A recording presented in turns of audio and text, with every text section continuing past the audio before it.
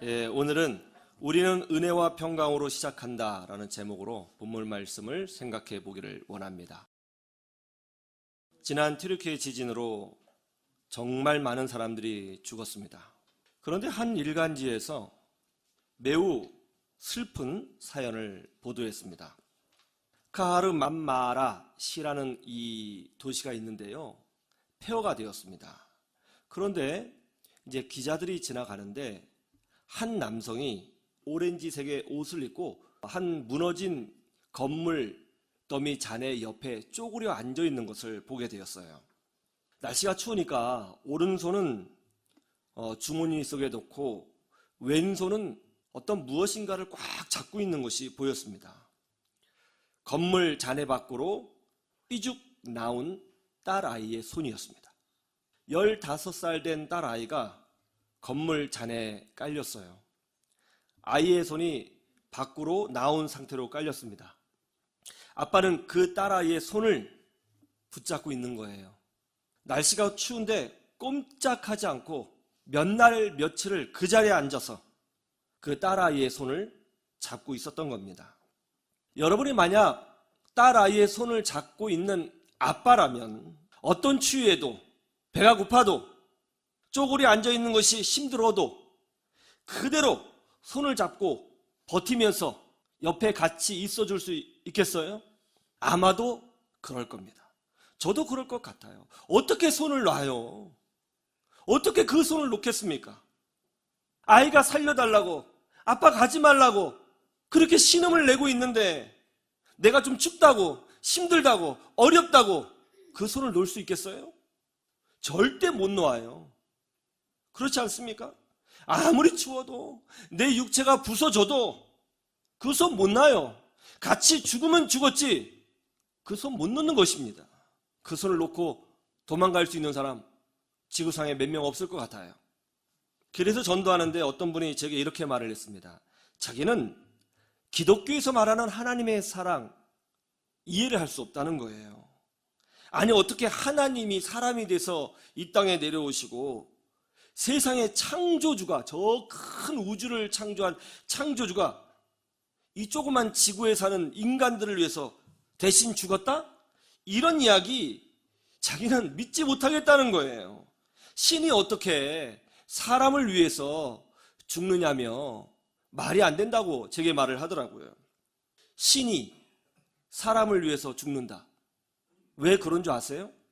하나님이 차마 우리를 잡고 있는 그 손을 놓으실 수가 없었기 때문에 그렇게 하신 거예요. 인간은 그 자체로 죄를 가지고 있습니다. 그리고 인간은요, 항상 자기 스스로를 자해하면서 살아요. 사람들은 자기가 자기를 자해하고 있다는 것을 잘 모릅니다. 그런데 인류 역사를 보면 인간은 항상 자기 자신을 자해하면서 살았어요. 인류의 역사가 무슨 역사예요? 전쟁의 역사예요. 끊임없이 서로 죽이고 싸우는 역사입니다. 어떤 사람이 그래요. 아이, 목사님, 요즘 같은 시대에 전쟁이 일어날까요? 지금 러시아하고 우크라이나 전쟁 안 보여요? 제가 이 설교 준비할 때 뉴스를 찾아보니까 30만 명이 죽었대요. 30만 명의 청년들이, 20대의 청년들이 30만 명이 죽었다니까요. 여러분, 30만 명의 남의 그 어린 아이들이 죽고 있는데 여러분 관심도 없잖아요. 이게 인간이에요. 30만 명이 죽었어요. 요즘 젊은 청년 한 명 전도하기 너무 힘들어요. 그런데 20대의 청년 30만 명이 죽었다고요.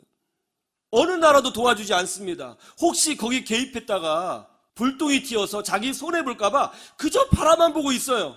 어린아이가 죽고, 남편이 죽고, 아내가 죽고, 젊은 청년들이 죽고 있는데 우리는 관심도 없어요. 내일이 아니거든요. 이게 인간이에요. 각 나라마다 가난한 사람 정말 많거든요. 먹고 살기 힘든 사람들 정말 많아요. 그래도 어느 나라든지 전쟁을 대비해서 무기를 구매하는데 수십조 원 쓰는 데는 마다하지 않습니다. 공격하려고 하는 측이든지 방어를 하기 위해서 무기를 구매하는 측이든지 가난한 사람 도와주는 것보다는 당장 무기를 사서 내 자신을 지키려고 하는 것이 인간의 역사예요. 끊임없이 전쟁하고 있어요. 핵무기를 만들고 있어요. 미사일을 만들고 있어요. 우리나라도 전쟁의 위기에서 자유롭나요? 총칼이 없으면 어떤가요? 경제로 전쟁을 하죠. 외교로 전쟁을 하죠. 식량으로 전쟁을 해요. 인간은 미워하고요, 질투하고요, 판단하고요, 평가하고요, 공격하고요, 싸우고 싸웁니다. 이게 인류의 역사예요. 1차 세계대전으로 수백만 명이 죽었어요. 1차 세계대전이 끝나자마자 바로 2차 세계대전이 일어났습니다. 또 수백만 명이 죽었어요. 학자들이 그러더군요. 3차 세계대전이 일어날 때가 됐다고. 얼마나 무서운 이야기입니까? 더 많은 사람들을 죽이기 위해서 정교한 무기들을 개발하고 있습니다. 더 많은 사람들을 효과적으로 파괴하기 위해서 엄청난 연구비를 투자해서 무기를 개발하고 있습니다. 아직도 암을 정복하지 못했다고 해요. 그런 상황에서 사람을 죽이려는 무기는 끊임없이 우리 상상 이상으로 발달하고 있어요. 그리고 질투하고 뺏으려고 하고 싸우려고 합니다. 이것이 인간의 역사예요. 인간은 스스로 자멸하고 있어요.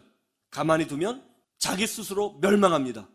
하나님이 이런 어리석은 인간들을 사랑하신 거예요. 그 손을 놓으실 수가 없는 거예요. 그래서 그 손을 놓지 못해서 예수님을 보내주신 것입니다. 다 용서하고 다 덮어주고 보호해주고 가르쳐주고 깨닫게 하시고 지켜내시려고 그렇게 하신 거예요. 오늘 사도 바울은 데살로니가 전서를 시작하면서 이렇게 시작합니다. 어떻게 시작하고 있어요? 은혜와 평강이 너희에게 있을지어다. 여러분, 얼마나 위로가 되는 말씀이에요. 저는 이 말씀에 큰 은혜를 받습니다. 어떤 분이 이런 주장을 했습니다. 은혜와 평강이 너희에게 있을지어다. 이 말씀은 그냥 사도 바울의 편지의 서두이기 때문에 특별한 의미를 부여하면 안 된다는 거예요. 편지의 인사말과 같다는 것이죠. 그러면서 요한 3서 1장 2절 사랑하는 자여 내 영혼이 잘된 같이 내가 범사에 잘되고 강건하기를 내가 간구하노라. 이 말씀도 그냥 인사말이라는 것입니다. 그래서 이 말씀을 가지고 인사말을 가지고 특별한 의미를 부여하면 안 된다는 거예요. 영혼이 잘 돼야 한다, 범사가 잘 돼야 한다, 그렇게 설교하면 안 된다고 주장을 합니다. 정말 그래요? 아니, 언제는 성경 말씀은 다 하나님 말씀이라며요. 1.1획도 가감하면 안 된다면서요. 한 구절 한 구절, 한 단어가 하나님의 진리의 말씀이라면서요. 그런데 인사말이니까 중요하지 않다? 이게 무슨 소리죠? 다 하나님 말씀이라면서요. 한 단어 한 단어가 중요하다면서요. 그러면 모든 말씀이 하나님 말씀이어야 하는 거잖아요. 오늘 이 말씀도요, 저는 그렇게 생각합니다. 우리에게 주시는 분명한 하나님의 말씀이요 진리라고 믿습니다. 한국교회는 좀 이상한 게 있어요. 뭔가 우리에게 축복을 주는 말씀이라든가 우리의 삶을 복되게 하는 그런 말씀이 있으면 이상하게 의도적으로 피하려고 하고 무시하려고 하는 습성이 있는 것 같아요. 언제부턴가 그런 것 같습니다. 기복신앙에 대한 알레르기? 왜 이런 거죠? 이 말씀은 인사 말씀이니까 큰 의미를 두지 말라? 그러면 어떤 말씀은 하나님 말씀이고 어떤 말씀은 인사 말씀이니까 빼야 되고 어떤 말씀은 우리가 적용해야 되는 말씀인가요? 그것을 각각 구별할 수 있는 근거는 뭡니까? 사도 바울께서 인사말로 썼다고 해도 이 말씀이 하나님 말씀으로 인정되어 성경에 있는 한 그 말씀은 그 자체로 권위가 있고 객관적인 주의 말씀이며 오늘날 우리에게 하시는 하나님의 말씀임을 믿습니다. 이것이 우리의 신앙 자세. 오늘 사도 바울께서는 이렇게 말씀하고 있습니다. 은혜와 평강이 너희에게 있을지어다. 저도 오늘 이 시간 여러분에게 선포합니다. 은혜와 평강이 여러분에게 있기를 주님의 이름으로 축원합니다. 저는 오히려 사도 바울께서 은혜와 평강이 있을지어다 라는 말씀으로 서신서를 시작한 것에는 특별한 의미가 있다고 생각을 합니다. 의도적으로 그렇게 하신 거라고 믿어져요. 왜요? 성도란, 여러분 다 성도잖아요. 거룩한 무리 아닙니까? 거룩한 무리, 거룩한 백성이잖아요. 성도란 어떤 존재냐? 성도라는 존재는 은혜와 평강으로 시작된 존재고 은혜와 평강으로 살아가며 인생의 마무리도 은혜와 평강으로 하는 존재거든요. 그거를 의식해서 기록해 놓은 말씀인 거예요. 저는 오늘 이 말씀을 통해서 우리가 어떤 존재로 부름을 받았는지, 우리의 영적 자화상은 무엇이 되어야 하는지 생각해 보기를 원합니다. 먼저 은혜예요. 첫째로 따라해 보세요. 은혜. 은혜가 뭐죠? 은혜란 받을 자격이 없는 자에게 주시는 하나님의 사랑, 하나님의 용서, 하나님의 축복, 하나님의 구원을 말하는 거예요. 받을 자격이 없는 자에게 주시는 하나님의 사랑. 로마서 4장 4절에 이런 말씀이 있어요. 한번 찾아보세요. 일하진 자에게는 그 삭시 은혜로 여겨지지 아니하고 보수로 여겨지거니와. 무슨 말이에요? 여러분이 편의점에서 알바를 했어요. 그러자 한 달 후에 편의점 사장님이 여러분에게 급여로 200만 원을 지급해 주었습니다. 계산해 봤더니 시급과 주유수당 정확하게 계산해서 1원도 오차가 없는 금액이었어요. 그러면 여러분 어때요? 이 급여를 받는 것이 당연한 거예요? 아니면 황송한 거예요? 당연한 거죠. 왜죠? 내가 일을 했으니까 받는 거잖아요. 노동의 대가이지 않습니까? 내가 뭔가를 했어요. 내가 충성했어요. 내가 헌신했어요. 내가 말씀대로 살았어요. 내가 뭔가를 했어요. 뭔가를 제공했어요. 그런 다음에 뭔가를 받아요. 이건 당연한 거예요. 황송한 거 아니에요. 그렇죠? 그런데 만약 여러분이 편의점에서 알바를 하려고 했는데 갑자기 허리가 삐끗해서 시작도 못하고 집에 누워있게 되었습니다. 전화를 해서 양해를 구했죠. 아이고 사장님, 제가 허리 삐끗해서 알바한다고 했는데 못하겠네요. 죄송합니다. 제가 아파서 누워있어야 돼요. 그랬단 말이죠. 그런데 한 달 후에 편의점 사장님이 찾아와서는 그동안 누워 계시느라 수고했다고 하면서 1억 원을 주는 거예요. 이게 말이 돼요? 말이 안 되죠. 이렇게 말이 안 되는 상황을 성경은 은혜라고 하는 거예요. 말이 안 되는 상황, 어이없는 상황을 은혜라고 하는 것입니다. 자, 그럼 1억 원을 여러분 받으실 거예요? 말 거예요? 넙죽 받는 분도 있고, 요거 뭐지? 의심하는 사람도 있을 거예요. 금액이 너무 크거든요. 그냥 쉽게 받기에는 말이죠. 아니, 이 사장님이 나한테 왜 이러지? 그런 생각이 들 거예요. 그러면 그때 우리 이런 생각을 할 겁니다. 왜 나한테 이렇게 큰 돈을 주는 거지? 이거 뇌물인가? 아니, 뭐 있나? 왜 그러지? 그런 생각을 할 거예요. 자, 이렇게 노동을 제공하지 않는데 거저 주는 돈은 둘 중에 하나입니다. 뇌물이든지 아니면 선물이든지. 그렇죠? 자, 에베소 2장 8절에서 9절을 보시죠. 은혜를 이렇게 성경은 설명하고 있습니다. 너희는 그 은혜에 의하여 믿음으로 말미암아 구원을 받았으니 이것은 너희에게서 난 것이 아니요 하나님의 선물이라. 행위에서 난 것이 아니니 이는 누구든지 자랑하지 못하게 함이라. 뭐라고 해요? 우리가 받은 구원이 은혜라는 거예요. 그런데 이 은혜가 뭐라고 설명하고 있어요? 하나님의 선물이라는 거예요. 행위에서 난 것이 아니라고 말씀합니다. 무슨 말이에요? 노동을 제공하지 않았다는 거예요. 노동의 대가로 받은 것이 아니라는 거예요. 우리가 헌신해서, 우리가 말씀을 깨달아서, 우리가 성경 시험을 잘 봐서, 우리가 전도를 많이 해서 얻은 것이 아니라는 거예요. 그냥 하나님이 주셨다는 거예요. 선물이라는 것입니다. 대가가 없는 거예요. 튀르키예 지진 현장에서 한 아버지가 건물 잔해에 깔린 15살의 딸의 손을 잡고 있어요. 이 딸이 공부 잘해서 아까워서 잡고 있는 것일까요? 이 딸이 평소에 나한테 충성하고 너무 잘해줘서 그 손 붙잡고 있는 거예요?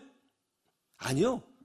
그냥 사랑해서 내 새끼니까, 내 자식이니까 붙잡고 있는 거예요. 그 전날 이 아이가 내 마음에 못질을 했어도, 이 아이가 못된 짓을 했었어도 내 새끼니까, 내 자식이니까 내가 붙잡고 있는 거예요. 아닌가요? 이걸 은혜라고 하는 거예요. 그리고 그 잡고 있는 손을 우리는 은혜의 손이라고 말할 수 있는 것입니다. 우리는 인생을 살면서 항상 실패합니다. 참 사람의 마음이라는 게 묘하죠. 어떤 것에 대하여 부정적인 생각이 들면 그것을 지우기가 힘듭니다. 사람을 잘 미워해요, 우리는요. 여러분이 저를 평가하지만 저도 여러분을 평가합니다. 그리고 여러분은 직장에 나가서 직장 동료를 평가할 겁니다. 우리는 정치인을 평가합니다. 정치인들은 우리 국민들을 평가합니다. 각자의 생각을 가지고 사는 것이죠. 그리고 비판하고 비아냥거리고 조롱하고 욕하며 틀렸다고 삿대질을 합니다. 우리는 하나님의 일을 하면서도 죄를 짓습니다. 교회에서 직분을 얻고 교회 다닌 지 50년이 되었어도 죄의 문제로 무너질 때가 많습니다. 그럴 때 어느 순간 자기 자신을 돌아보게 됩니다. 야, 내가 교회를 이렇게 오래 다녔는데 이게 뭔가? 나 같은 사람도 구원받을 수 있나? 내가 그래도 권사인가? 이 정도밖에 안 되는데 나 문제 있는 거 아니야? 나 천국 못 가는 거 아니야? 그런 생각이 들 때가 있다고요. 그런데 그때 우리 하나님이 뭐라고 말씀하시는 줄 아세요? 사랑하는 딸아, 난 네가 부족해도 잘한 것이 없어도 공로가 없어도 문제가 많아도 마음이 삐뚤어졌어도 나는 끝까지 너의 손을 잡고 있을 거야. 네가 죄의 건물 잔해에 깔려 있어도 그 손을 놓지 않을 거야. 그러니까 다시 한번 일어나서 도전해봐. 내가 밀어줄게. 내가 도와줄게. 내가 은혜로 끝까지 품어줄게. 다시 한번 해봐. 새롭게 해봐. 전진해봐. 그러면 되는 거야. 그렇게 말씀해 주시는 것입니다. 이게 바로 은혜인 거예요. 이게 바로 우리인 거예요. 우리는 하루를 시작할 때도 은혜로 시작하는 줄로 믿습니다. 우리는 하루를 살아갈 뿐만 아니라 1년을 시작할 때도 은혜로 시작하고 우리 인생의 모든 것을 시작할 때도 은혜로 시작하는 존재라는 것을 잊지 않으시기를 주님의 이름으로 축원합니다. 여러분이 이렇게 복된 존재인 것입니다. 언제든지 다시 시작할 수 있어요. 이게 은혜가 주는 의미인 거예요. 예, 그렇습니다. 이것이 은혜의 능력이에요. 우리는 언제든지 다시 시작할 수 있어요. 실패했어요? 죄를 지었어요? 문제를 일으켰어요? 내 마음이 삐뚤어졌어요? 믿음의 자리로 도망쳤어요? 그러면 내일 다시 시작하면 되는 거예요. 믿음으로 다시 시작해보면 되는 거예요. 그것이 하나님이 우리에게 주시는 은혜인 줄로 믿으시기를 주님의 이름으로 축원합니다. 아, 나는 은혜로 사는 복된 존재구나. 여러분, 내 능력이 부족하다고 해서, 내가 가진 것이 없다고 해서, 내가 병들었다고 해서, 나이가 들었다고 해서, 배운 것이 없다고 해서 낙심할 필요 하나도 없습니다. 우리는 은혜로 사는 존재예요. 넘어져도 일어나서 도전하면 하나님이 새로운 길을 열어주십니다. 이 믿음으로 승리하는 주의 백성들이 되시기를 주님의 이름으로 축원합니다.